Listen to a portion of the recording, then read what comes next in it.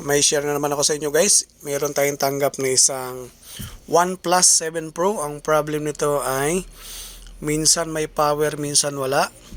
Ang sabi ng may-ari, bigla na lang daw itong nagloko.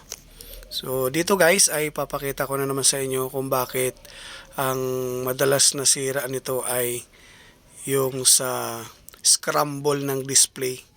Ngayon, ang kadalasan na error pag nagka-scramble na display, tapos naka-stuck lang siya sa logo, madalas ang error dito ay ang CPU. So, yung gagawin natin ay itong CPU. Ang gagawin natin ay babakbakin natin yung CPU niya, tapos i-reroll natin. Meron lang tayong error dito guys, dahil napakatigas talaga ng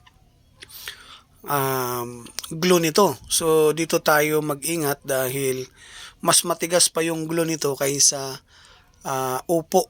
Yung upo na Reno, matitigas yung glue niya, yung nakasealed sa CPU. So pinakamahirap tanggalin. Ito naman guys ay mas malala pa dun sa upo dahil halos parang simento na siya.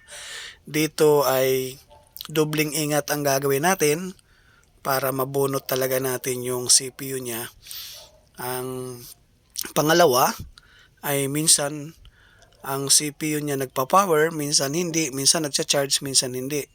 So lahat ng circuit wala ibang dinaanan kundi sa CPU ang bagsak. Kaya wala tayong ibang option kundi bakbakin natin yung CPU. Ngayon, start na tayo guys. Tatanggalin natin yung pinaka-frame niya para mabilis natin mabunot yung CPU. Kasi importante ito guys, matanggal yung mga gilid-gilid na frame. Kasi nakaano ito, nakaharang. So pag wala yung, pag andyan yung frame, medyo delikado dahil masubrahan natin ng init, hindi pa mapapalambot yung mga lid. So importante ito guys na matanggal natin yung pinaka takip. Ayan, tinanggal natin guys. Saka natin siya dadaanan ng init. So importante ito na malinis talaga siya.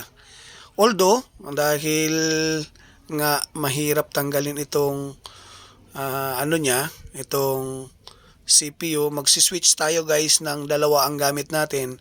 Isang 360 na init, tapos 60 ang 30 ang hangin. Tapos meron tayong isang channel na 335 ang init, tapos 20 ang hangin. So dalawang switch tayo guys. Ito ay babakbakin muna natin yung pinakagilid para matanggal yung mga dikit niya, para mabilis natin maangat yung CPU. Ayan. Bakit ako gumamit dito guys ng dalawang temperature? Kasi hindi natin pwedeng ibabad sa isang 360 degrees lang na init. May chance na masira ang CPU. So, mangyari, para safe yung CPU, dalawang switch ang gagamitin natin. Ito gamit natin ay 360 na init, tapos 300 ang ay 30 ang hangin. So pababagahin lang natin guys. Tapos magsi-switch na tayo ng switch tayo guys. Switch na tayo ng 320. Ay 335. 335 na yan guys. Pero itong ilalim 360, kailangan nakaangat lang ng gusto yung yung hot air. Huwag nyo masyadong i-dikit sa CPU. Tapos malikot yung kamay nyo. Talagang paikot-ikotin ng husto. Kasi delikado to guys. Kung makababad ng husto, pwede mangyari masira yung CPU. Bakit natin ginagawa to guys? Dahil yung glue nito napakakunat. Mahirap tanggalin. Kaya dobling ingat talaga.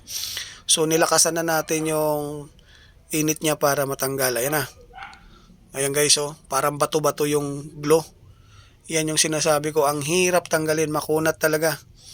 Kung naranasan nyo yung glue ng mga Xiaomi, napakalambot lang nun. Pero ito, dito natin ilalabas yung kapangyarihan natin, paano natin mapag-good yung CPU na hindi siya ma-damage.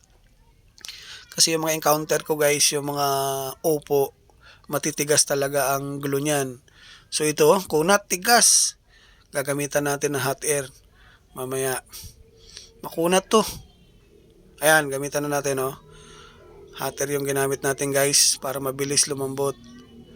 Kasi pag panghinang lang, ang hindi talaga natin mabakbak, mahirap. Sobrang tigas. Ayan. Dalawa na yung gamit natin, guys, para mabilis.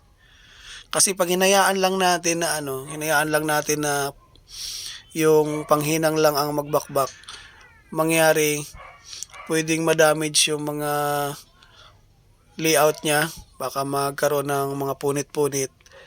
So, di bali nang tiisin natin yung sobrang lakas ng init para lang malinis na maayos.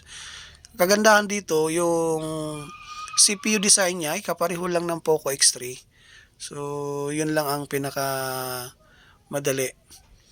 Ang problema lang talaga dito, guys, yung glue. Medyo hindi ako natutuwa sa sobrang tigas. Dahil ang dami ko nang nadaanan na glue. Ito talaga, guys, itong OnePlus. Grabe ang kunat, ang hirap. Ang hirap tanggalin. Dapat gagawa ka ng sarili mong settings ng init. Pero ako kasi ang ginamit ko ay 360 tapos 30 na hangin. Pero dalawang switch ako, guys, kasi ayaw naman natin na masira natin yung CPU. Ang habol natin dito ay mabuhay talaga yung CPU. So, ang may-ari ay nag-asam talaga na magamit niya yung unit na to dahil may mga importante na files na nandito sa loob. So, nagmamakaawa yung may-ari na sana ma-retrieve yung mga laman. So, gagawin natin yung best natin dito, guys. Kahit matigas yung mga glue, tsatsagain lang natin. Ayan. Importante ito, guys. Ang tingin ko kasi, guys, magagawa natin to kasi nagpa-power pa siya eh. So, pag ganun, wala akong nakitang lobo, walang grounded. So, malaki ang chance sa magawa ito. Kasi pag may mga lobo na yung CPU, yung RAM sa ibabaw, may mga bloated na, medyo tagilid tayo. Ito kasi malinis, so malaki ang chance natin talaga na matsambahan natin to. So, I hope na mapagana. Kung bago ka sa channel ko, guys, huwag kalimutan mag-like tsaka mag-subscribe. At pa-share na lang din po sa mga videos natin. Maraming salamat. I hope, guys, na makatulong na naman ito. Yung nangyari kasi dito, guys, ang sabi ng may-ari, una, naghahang lang daw tapos bigla na nagra-rumble yung display. Tapos nagkakaroon ng mga guhit. Tapos wala naman daw siyang ginalaw. Kaya wala akong ibang suspect talaga dito kung DCPU dahil nangyari na ito, guys, sa mga Samsung, ganun nangyayari. Nagkakaroon siya ng rumble na display. So, wala ang ibang suspect kundi CPU lang. Kaya, halos the same lang naman ang design kasi ng CPU. Kaya, yun lang din ang tinarget ko. Dahil wala naman siyang mga ibang driver na dinaanan. Rekta siya sa CPU. Kaya, no choice tayo kundi CPU. Kaya, kailangan lang natin talaga dito na ma-perfect ang pagka-rebol at pagkabunot. So, ito, guys, ay nilinis na natin at ilalapag na natin. Ayan. Ganun pa rin yung procedure natin. Hindi tayo gumagamit ng makapal na flux para mabilis natin mapakapit sa motherboard. Ayan, manipis lang yan siya, guys. Saka tayo magdadagdag pag yung alam natin na medyo kumapit na. Saka tayo magdadagdag. Ayan. Dagdag na tayo na kaunti. Alog-alog ng kaunti para kumapit. Ayan. Okay na. Nibago sa ibabaw. Yung RAM. Ayan. Isentro lang natin, guys. Ayan. I hope na makatulong na naman to, guys. OnePlus 7 Pro. Ang problem niya na ay minsan may power, minsan wala. Kung mag-power man siya, naka-stack sa logo tapos patay agad. Ayan. Tingin ko dito, guys, baka na-update siguro to. So, titest na natin. Ayan, guys, balot na balot yan. Binalot ko ng dalawang balot talaga. Kasi yung MMC at saka Power IC, katabi pero silyado. Kaya, pwedeng may chance na masira yan pag hindi natin tinakpan. Kaya, ang ginawa natin, doble yung takip para safe yung parts. Hindi ma-damage yung ibang mga piyesa sa gilid. Ayan, test na tayo. Saksakan natin na charger. Dito malalaman natin guys kung magpa-power ba talaga siya o magtuloy ang normal na power. Kasi ang may-ari nito, ang sabi niya, ayun, nag-charge. Ayos. Ang sabi ng may-ari ay naka-ano lang to. Minsan nagpa-power tapos bigla na lang siyang namamatay. So, dinala sa akin as in ganun talaga siya. Patay talaga. Kaya wala ko ibang option kundi ito yung gagawin natin. Ayun, nagtuloy. Ayos. Natsambahan natin guys. So, I hope na makatulong sa inyo guys. Yung mga bagong kapwa natin technician pa lang. So, nag-power na siya. Ayan. Kaso may password hindi natin ma-open. Ayan. I hope na makatulong sa inyo guys. See you in the next video ulit. Ayan. Kung bago ka sa channel ko, pa-share na lang guys.